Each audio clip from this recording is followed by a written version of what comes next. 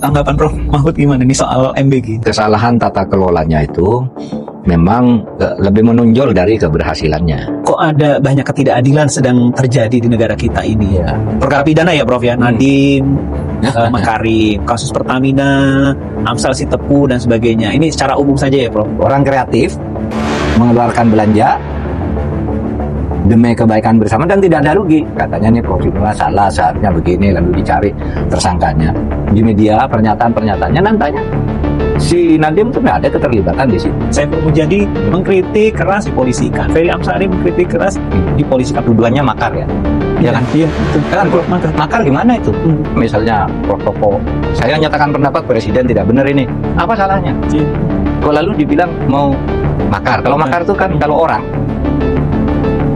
itu menggantikan ya, menghalangi, membuat tidak berdaya di apa itu ya. Prof Topo kan ikut merumuskan tuh kan. Artinya fisik lah ya kepada presiden atau wakil.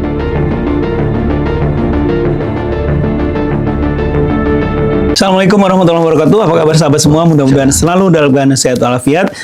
Kita jumpa lagi di dalam podcast Escape Course dan kali ini tamu saya luar biasa, Prof Muhammad Mahfud MD. Assalamualaikum Prof. Waalaikumsalam warahmatullahi wabarakatuh. Wah, terima kasih undangannya. Wah, makasih akhirnya mampir di podcast saya setelah berapa bulan yang lalu ya, Prof. Mampir lagi, alhamdulillah. Makasih. Bagus nih anunya ya. Backgroundnya. Iya. Ya sekalian buat belajar Prof. Iya. Sehat ya Prof? Sehat alhamdulillah ya. Alhamdulillah. Masih apa yang mau diobrolin? Nah kebetulan Prof. Masalah ya. Memang saya memang ingin ketemu Prof Mahfud ini karena lagi banyak persoalan di negara kita. Ya saya tuh misalnya MBG lah. MBG ini lagi hit banget nih. Motor, ribuan motor didatangkan atau dipesan, ribuan mobil dari India. Kok dari India banyak yang protes? Anggaran kaos kaki disorot. Tanggapan Prof Mahfud gimana nih soal MBG? Ya itu, MBG itu menurut saya satu program yang bagus lah ya dari sudut program karena itu memihak pada rakyat kecil, rakyat miskin. Tetapi kalau boleh kita mengevaluasi dan evaluasi itu sudah dilakukan sebenarnya oleh rakyat ya, bahwa itu kesalahan tata kelolanya itu memang lebih menonjol dari keberhasilannya gitu. Bahwa itu berhasil tuh ya sebagai program, tapi lebih banyak kesalahannya kalau dihitung. Saya kemarin dapat kiriman tentang komposisi pengeluaran MBG selama ini itu triliunan tuh untuk hal-hal yang sebenarnya tidak terkait langsung dengan kebutuhan perut orang miskin ya. Dari triliunan sekian itu hanya 340 miliar yang langsung untuk belanja makan. Tapi oke, itu kan perlu investasi kan. Mungkin ada beberapa yang memang dibeli dipakai untuk jangka lama. Tapi menurut analisis orang yang mengirim itu nih tidak imbang sama sekali antara tujuan pokoknya apa, kemudian belanja-belanjanya itu apa. Nah itu yang kita usulkan dievaluasi Prof Topo. Karena kita tidak mendengar gimana ya cara memeriksa orang-orang MBG dari kesalahan-kesalahan yang terjadi di tengah masyarakat. Taruhlah sekarang ada misalnya 33.000 anak yang keracunan. Ya sedikit sih dibandingkan dengan jumlah total yang menerima. Sedikit, tapi itu kan kalau terjadi di berbagai tempat dan berulang-ulang itu kan harus evaluasinya harus tegas ya kan. Itu kan terjadi hampir di seluruh Indonesia. Kalau misalnya terjadi di satu tempat 2 kali gitu ya enggak apa-apa. Itu biasalah. Tapi ini berkali-kali dan selalu berulang. Lalu penjelasan pihak MBG sendiri kan tidak masuk akal.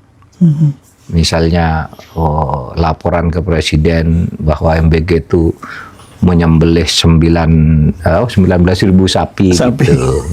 Itu kan sesuatu yang tidak mungkin. Itu berapa bulan untuk sapi sehari apa? Kalau sehari dengan makanan itu sasaran 80 juta ya.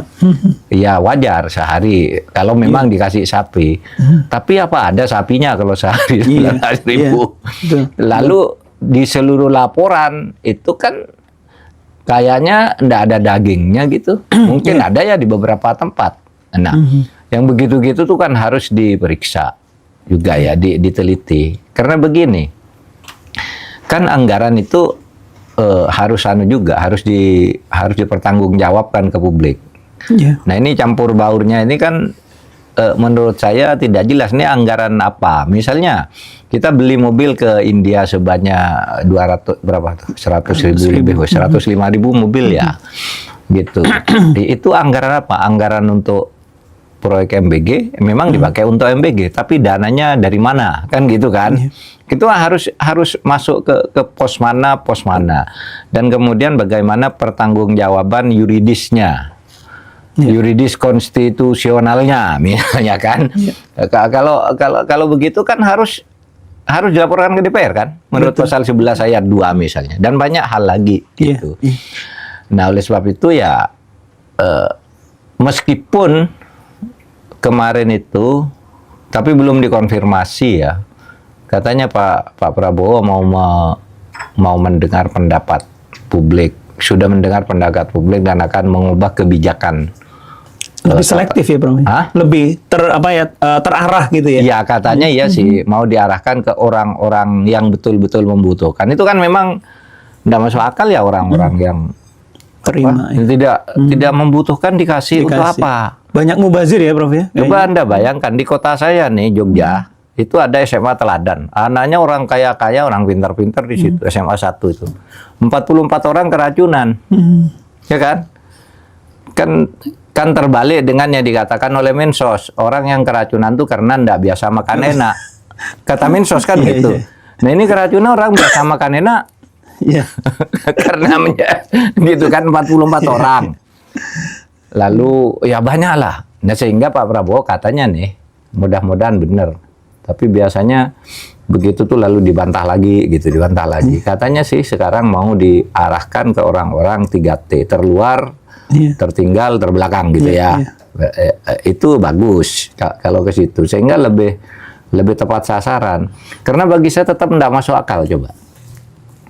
Ketika Bank Dunia mengeluarkan data bahwa orang miskin di Indonesia itu ada 172 juta, ya, BPS disuruh membantah. Kalau saya disuruh lah. Coba bantah benar enggak tuh? Lalu BPS ya mungkin bantahannya benar menurut ukuran BPS kan. Enggak Pak, orang miskin di Indonesia itu dengan ukuran pendapatan sehari 19.000, di bawah 9.000 itu jumlahnya hanya 8,7%, artinya 24 juta orang miskin ya. Nah, tapi MBG-nya kok sekian 80,2 juta kan. Miskinnya katanya ini sudah termasuk orang tidak sekolah nih, orang miskin. Terus gimana menjelaskan logika itu? Gitu. Kayaknya itu nggak clear ya, Prof. Di masyarakat tuh masih terus. Iya, itu kenapa itu tidak dijelaskan ke publik? Sementara kita ngelihat ya, guru-guru honorer itu banyak yang gajinya 350.000 dibayar setiap 4 bulan.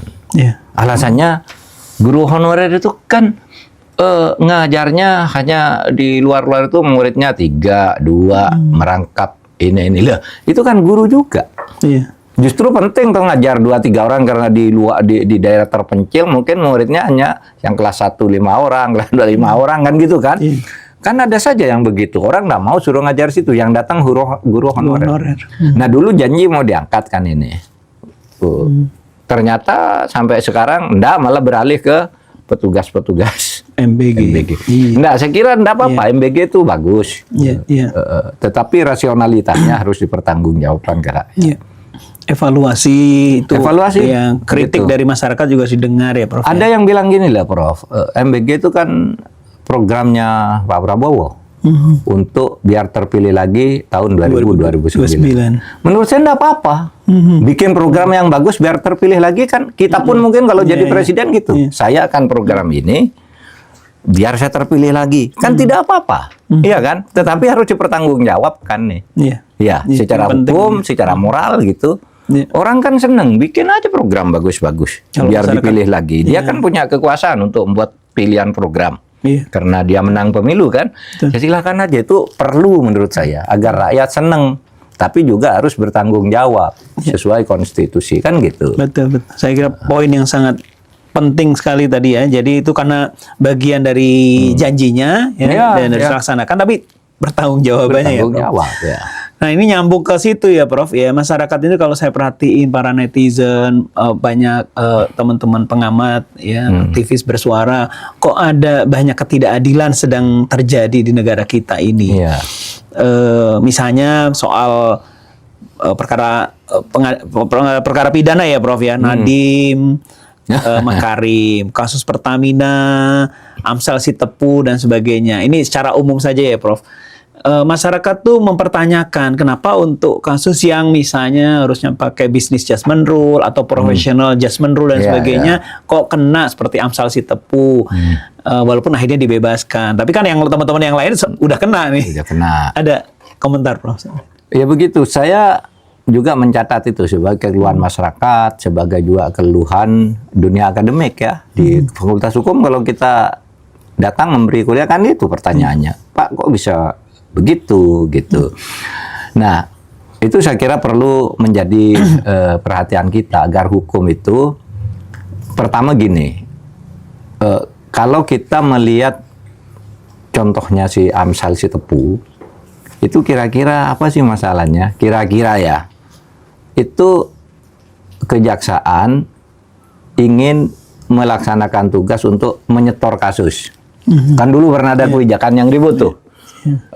Ya sudah lama sekali, zaman waktu anggota DPR saya. Dulu ada kebijakan untuk memberantas korupsi, maka setiap kejaksaan minimal harus menyetor 1 kasus korupsi.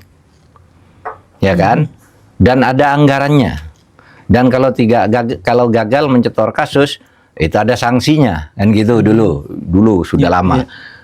Ini nampaknya hidup lagi sekarang. Orang tidak korupsi seperti Amsal Sitepu itu dikorupsikan. Ada lagi loh, ini kemarin sore ini ada lagi di Medan katanya yang sekarang sama dengan Amsal Sitepu, dia melakukan hubungan perdata dengan pemerintah, tapi kejaksaan ini menjawab kemarin sore, enggak, itu beda. Nah, bedanya apa kita tunggu gitu. Maksud saya jangan pemberantasan korupsi itu karena ingin nyetor kasus. Lalu terjadi kriminalisasi.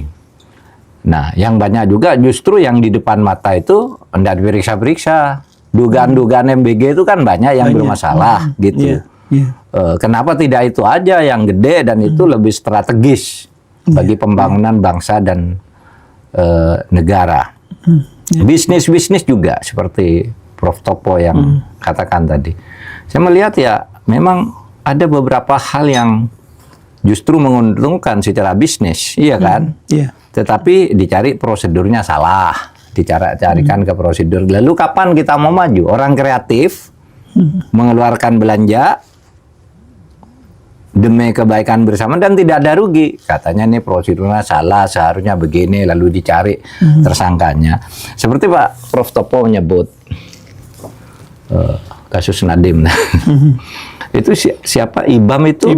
IBAM maupun Nadiem dalam ini objektivitas dalam melihat jalannya perkara. Nggak usah ketemu Nadiem, nggak usah ketemu IBAM. Jalannya perkara yang disiarkan secara langsung di media, pernyataan-pernyataannya nantanya si Nadiem tuh nggak ada keterlibatan di situ. Sehingga ada dugaan begini, ini pelaksananya ini kan ada memang yang dibuka pelanggaran.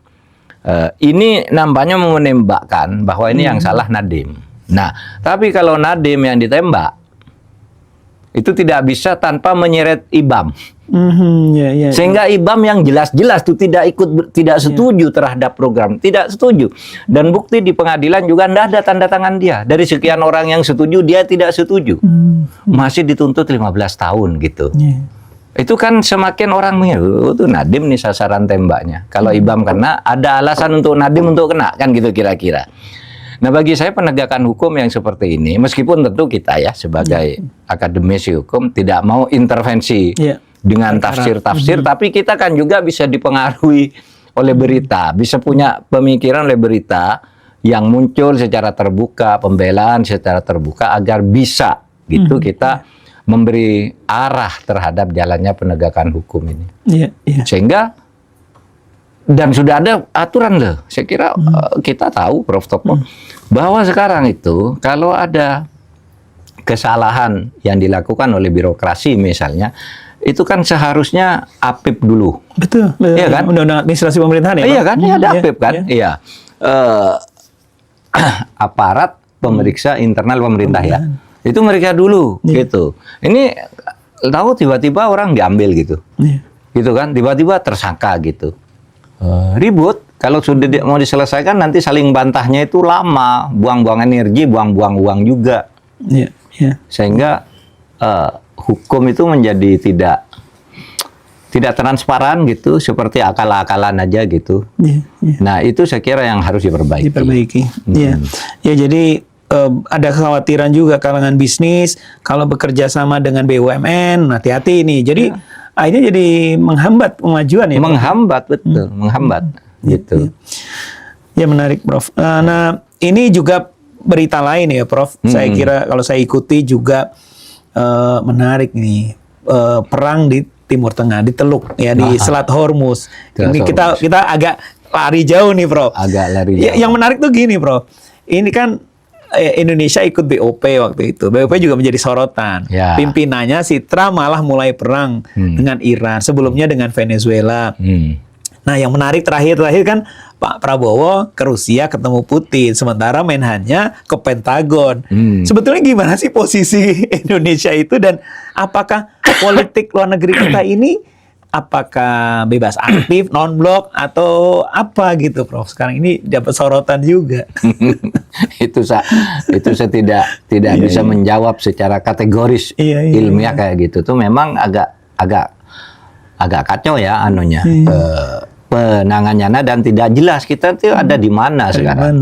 Kalau kembali ke konsep dasarnya bebas aktif tuh kita kan tidak ikut blok mana-mana. Apa namanya, tidak blok barat, blok timur dulu. Nah, sekarang kan tidak ada blok barat, blok timur lagi kan. Blok-blok kekuatan politik apapun kita harus, kalau itu ada di dalam pertentangan, kita harus di tengah, bisa ke kanan, bisa ke kiri. Kalau langsung ke satu gitu, berarti sudah ngeblok. Kalau istilahnya Yudi Latif itu namanya go block. Bukan goblok ya, go to block. Itu kan sudah tidak non blok lagi, tapi sudah go block gitu. Pergi ke salah satu blok yang ada. Nah, saya kira ini juga harus diluruskan karena ini juga membingungkan masyarakat, terutama berkaitan dengan semangat membangun kemanusiaan yang dulu pernah dibangun oleh Indonesia ketika membangunkan martabat-martabat dan dignity orang-orang Asia Afrika, kan Indonesia yang mulai gitu ya. Ya kan, dengan hebatnya gitu. Bung Karno memimpin itu semua dan sangat berpengaruh gitu. Masa itu mau ditinggalkan sebagai legacy politik internasional kita yang sangat itu. Menyambung dari sana itu, Prof. Ini kan masyarakat berpikir nih kalau presiden sangat aktif melobi sana sini, para menterinya juga. Tapi kenapa dua tanker kita masih belum bisa keluar dari Teluk, dari Hormuz, sementara negara lain yang kelihatannya nggak banyak pergi-pergi kayak Malaysia atau Thailand, atau kenapa mereka kapal-kapalnya dipermudah oleh Iran? Ini juga jadi pertanyaan di masyarakat, Bro. Iya, karena dianggap Indonesia itu bukan hanya tidak jelas, tapi lebih pro Amerika. Lebih pro Amerika. Itu pandangannya. Kenapa kapal-kapal lain dengan mudah lewat, dengan mudah dilepas gitu, lalu yang kita ini tidak bisa. Itu pun sudah mau pinjem pinjem apa namanya hak yang diberikan ke negara lain. Jadi itu atas namakan aja Malaysia gitu. Tapi tetap dipersulit juga. Ya itu atas namakan Malaysia gimana? Kan dokumennya dokumen Indonesia. Gitu kan. Nah itu nggak semudah itu. Jadi nggak semudah itu. Ya. Saya tidak dalami sih hukum internasional, tapi saya kira pemahaman awam yang biasa-biasa aja kayak gitu. Ya, masyarakat kan sangat kritis sekarang. Oh kita katanya banyak lobby tapi susah banget gitu. Iya. Nah ini Prof yang juga menarik, masih nyambung dengan kami dengan persoalan itu. Ini masyarakat kan selalu mencatat Presiden sudah keluar 50 kali lebih kalau tidak salah dalam 1,5 tahun. Iya. Sementara ini jauh lebih banyak dibanding waktu Pak Jokowi, Pak SBY. Saya kira kalau rata-rata katanya 2 minggu sekali. Di rata-rata. Ntar lagi katanya mau ke Perancis. Nah, Ya. masyarakat tuh tanya sebetulnya hasilnya apa sih? Ya. Walaupun ya mungkin Prof Mahfud ada komentar soal itu. Ya, saya tidak tahu juga hasilnya apa ya yang konkret gitu.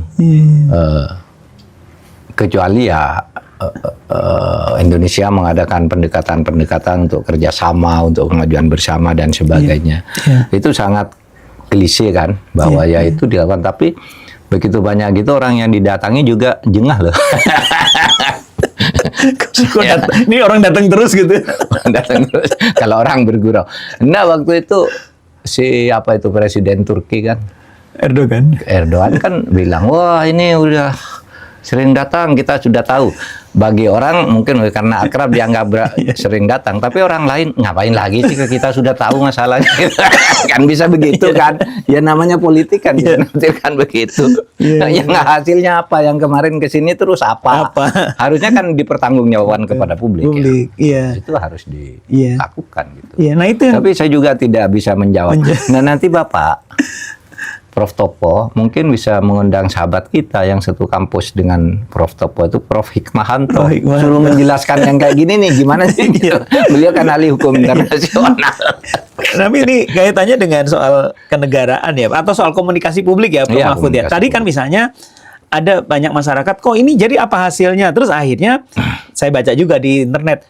Tapi kan Presiden kemudian mengundang tokoh masyarakat, kemudian pejabat, tokoh agama dan sebagainya dijelaskan itu. Tapi kepada publik kok belum begitu clear gitu ya. Nah, itu komunikasi. Iya, mestinya kepada publik itu harus clear. Yang kedua, yang memanggil tokoh masyarakat, tokoh agama, aktivis-aktivis itu ya menurut saya respons yang bagus meskipun itu terlambat dan tidak banyak perubahan. Kenapa terlambat? Karena respons memanggil tokoh-tokoh itu kan baru sesudah kritik gencar soal BOP, kemudian reciprocal trade itu, perjanjian itu ya, agreement on reciprocal trade. Nah itu kan waktu itu banyak serangannya karena begitu ART dan BOP kan Amerika langsung nyerang, panik ini. Nah, yang di Indonesia sudah banyak loh yang tidak setuju itu, tidak setuju yang dua itu, BOP, Muhammadiyah semula tidak setuju, NU juga, Majelis Ulama juga. Lalu sesudah dipanggil diberi penjelasan akhirnya mendukung semua gitu ya. Tapi publik kan tetap, wah ini kan penjelasannya ke publik apa, penjelasannya ke masyarakat apa gitu. Meskipun kemudian lalu bocor lagi, yang tadinya mendukung tidak mendukung lagi gitu kan, banyak itu ya yang tokoh-tokoh agama itu. Bahkan mungkin Muhammadiyahnya setuju tapi unit satunya membuat pernyataan keras gitu. NU-nya juga sama nih, ketuanya bilang gini, unit satunya bilang enggak. Nah itu kan kemudian perlu apa? Saya kira kuncinya di pemerintah saja, bukan di ormasnya begitu. Tidak mengandalkan. Nah, sementara kita sampai sekarang kan belum dengar ini apa sih maunya gitu ya. Iya. Menarik. Nah, Prof ini kita sebagai dosen juga akademisi, sebagian pengamat ini kan kok gampang banget sekarang dipolisikan. Padahal dengan semangat KUHP baru, KUHAP baru gitu ya Prof ya, harusnya kan nggak begitu. Nah sekarang Saiful Mujadi mengkritik keras dipolisikan, Ferry Amsari mengkritik keras dipolisikan. Padahal bukan nggak keras ya, biasa aja tapi dipolisikan. Apa kebebasan berpendapat kita di Indonesia itu udah makin terbelenggu atau gimana sih, Prof? Menurut saya kebebasan itu makin terbelenggu, tetapi tidak tampak bahwa itu memang dilakukan oleh negara antar masyarakat. Ya, kelihatannya makanya tidak tampak dilakukan oleh negara antar masyarakat. Tetapi kalau kita jelajahi jejak digitalnya, arahnya memang ke sana. Ada yang mendukung dengan dukungan politik. Tetapi ya itu masalahnya, seharusnya menurut saya negara ini yang harus melindungi. Karena begini, apalagi lalu tuduhannya makar ya. Iya kan? Iya, betul. Ya kan, betul, makar. Ya. Prof. Santoso yang ahli hukum pidana, wih, makar gitu. Saya ya bilang, orang makar, orang bilang begitu kok bilang makar. Kita jatuhkan aja Prabowo, kita ganti aja Prabowo, tidak usah lewat impeachment. Makar gimana itu? Kan memang banyak presiden di berbagai dunia bahkan dijatuhkan tanpa impeachment, tanpa konstitusi kan, semuanya lah. Kalau di tengah jalan itu hampir semuanya lah, kecuali mungkin di Korea, Thailand gitu ya pakai pengadilan Mahkamah Konstitusi. Tapi kalau kita dalam sejarahnya kalau di tengah jalan nggak ada ceritanya kok pakai prosedur konstitusi. Apakah itu sah? Kenapa? Karena gini, untuk menjatuhkan presiden melalui prosedur konstitusi itu memang harus impeachment. Tapi ingat, presiden bisa jatuh tanpa impeachment karena konstitusi juga, yaitu pasal 28, pasal 28E, 28I, kan gitu kan, menyatakan orang boleh ngajukan pembendakaan pendapat dan tidak boleh ditindak. Misalnya Prof. Topo, saya nyatakan pendapat presiden tidak benar ini, apa salahnya? Kok lalu dibilang mau makar? Kalau makar itu kan kalau orang itu menggantikan ya, menghalangi, membuat tidak berdaya, di apa itu ya, Prof. Topo kan ikut merumuskan tuh kan, artinya fisik lah ya, kepada presiden atau wakil presiden. Makar yang kedua kalau terhadap orang itu makar dengan maksud menggulingkan. Menggulingkan tuh mengubah susunan atau meniadakan. Ini kan tidak ada pasal 191 tidak, 192 tidak, 193 malah banyak makar dibiarkan. Iya, Prof. Ini sini saya mau nafsirkan 193. 193 itu 192 itu makar itu kan kalau menyerahkan sebagian wilayah, ya kan? Gitu. Memisahkan memecah wilayah kita, gitu. Saya malah punya tafsir itu, banyak orang yang jual-jual pasir tuh itu menyerahkan wilayah ke orang lain loh. Gini loh, ini Indonesia, ini Singapura. Lalu orang Indonesia membuat pasir, Singapura reklamasi daerahnya dekat ke sini, Indonesia mundur ke sini.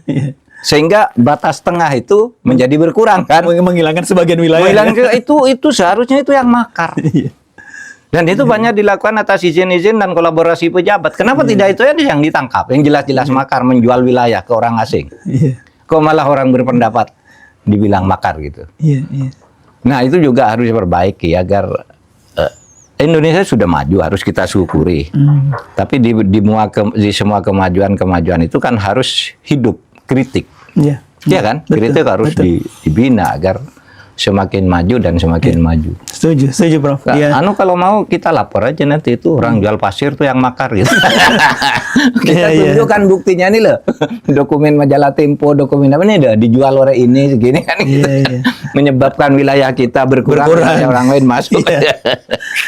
Tadi apa yang tadi Prof. Mahfud bilang, ini kalau orang berpendapat apa aja ngeritik segala macam ya itu bebas-bebas aja kan harusnya. Nah, tapi yang membuat orang resah kan tiba-tiba walaupun pemerintah bilang bebas berpendapat, kok ada yang laporin, entah tadi ya Prof, tampaknya atau tidak tampak itu dari pemerintah, itu yang bikin akhirnya orang resah. Nah, Prof Mahfud nih, saya nggak mau terlalu lama mengganggu waktu Prof Mahfud. Saya punya pertanyaan terakhir Prof Mahfud, terkait dengan pengamat nih. Kata Seskap, ya ada inflasi pengamat, pengamat yang tidak sesuai background. Tapi hal ini langsung dirujak lah oleh netizen. Mereka bandingkan sebetulnya inflasi itu bukan pengamat tapi pejabat. Ya. Backgroundnya juga nggak cocok-cocok amat gitu. Nah ini komentar Prof. Mahfud? Ya memang begitu menurut saya. Pengamat itu kan tidak ada SK-nya kan. Ya kan, orang jadi pengamat sendiri. Lalu kalau muncul banyak yang tidak apa-apa juga. Iya. Dan saya tidak melihat ada inflasi. Karena pengamat-pengamat yang jernih dan konsisten itu tetap ada dan banyak juga. Bahwa ada yang pengamat dadakan itu kan orang aja nyebut pengamat, iya kan? Iya, iya. Karena tidak pakai SK. Kalau Prof Topo jadi profesor ada SK-nya kan, profesor. Kalau pengamat siapa yang memberi SK? Biarin aja. Tetapi kritik masyarakat kan sekarang ini inflasi justru di pejabat, ya. Kenapa? Jabatan terlalu banyak. Apakah boleh? Ya boleh saja ya. Itu political trade-off lah, itu hadiah bagi-bagi politik ya boleh aja gitu. Tetapi kalau keterlaluan kan kita tahu jadi semuanya jadi macet. Ini yang kita dengar nih antara menteri dengan wakilnya ndak cocok. Menteri wakilnya ndak cocok, dirjen ke bawah ndak bisa kerja karena takut salah. Iya kan? Ikutin yang mana itu? Yang ngikutin yang mana ini jadi ndak jalan gitu. Nah, yang begini-gini kenapa sih tidak tidak dibenahi gitu, untuk apa yang begini-gini semua. Orang selalu curiga dua hal. Satu, ini masih pengaruh orang lama, ya kan? Curiganya orang gitu. Dan itu dimaklumi aja karena ada gejala. Ya, simptomnya kan gitu. Satu, ini pengaruh penguasa lama. Yang kedua, ini untuk agenda politik untuk membuat pagar agar tahun 2029 terpilih lagi. Nah, kalau orang buat pagar politik tuh silakan aja lah gitu ya. Itu kan hak dia. Seumpama kita juga tidak boleh menghalangi orang saya jadi presiden. Ya, dia jadi presiden misalnya, saya membuat pagar politik agar saya terpilih lagi. Itu kan dilakukan oleh semua presiden. Tapi ada yang melanggar aturan, ada yang melanggar kepantasan, ada yang tidak. Kan gitu kan? Boleh dong, misalnya Pak SBY dulu kan bikin bantuan langsung tunai. Kan tidak apa-apa, itu tidak melanggar aturan. Gitu. Gitu. Kalau yang ini banyak kelebihan aturannya banyak, misalnya gini. Larangan jabatan rangkap. Itu kan sudah jelas aturannya. Mahkamah Konstitusi sudah buat keputusan.